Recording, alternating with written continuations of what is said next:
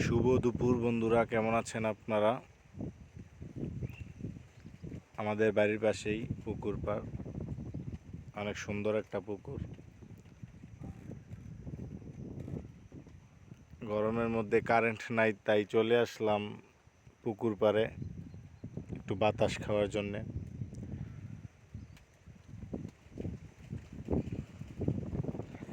চারিদিকে সবুজের সমারোহ, অনেক সুন্দর একটা দৃশ্য।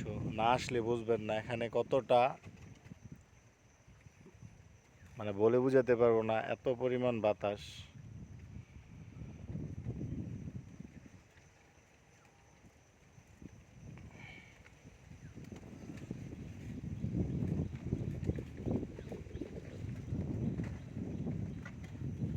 তাল গাছগুলা নড়তেছে, গাছের পাতাগুলা নড়তেছে।